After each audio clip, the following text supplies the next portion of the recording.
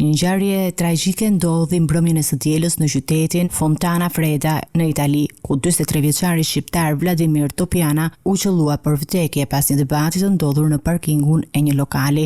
Viktima u identifikua si Vladimir Topiana, i cili kishte dalë për të parë ndeshjen Roma-Juventus në një lokal së bashku me djalin e tij 17 vjeçar. Gjithashtu raportohet se autori i dyshuar është një 30 vjeçar shqiptar i cili mbriti pranë lokalit me një Audi dhe në debate sipër me Topianën e ka qelluar me armë zjarri.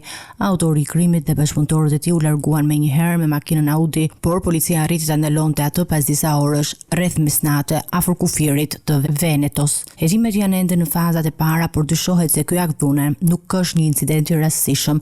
Dëshmitarit e ngjarjes, por edhe pamjet e kamerave të sigurisë po shqyrtohen për të zbuluar motivin e vrasjes dhe dyshohet se motivet i kanë rrënjët në një marrëdhënie personale, ndoshta familjare midis viktimës dhe autorit. Viktima, i cili ishte shofer, humbi jetën në vendin e ngjarjes pavarësisht ndihmës së shpejtë të ekipeve të ambulancës. Miqtë dhe familjarët e tij arritën shpejt në vend të shokuar nga lajmi tragjik. Po ashtu, hetuesit janë ende duke analizuar mundësitë e një larje hesapesh midis dy palëve, ndërsa familja dhe ata që e njihnin 43 vjeçarin janë të shkatëruar nga humbja e papritur.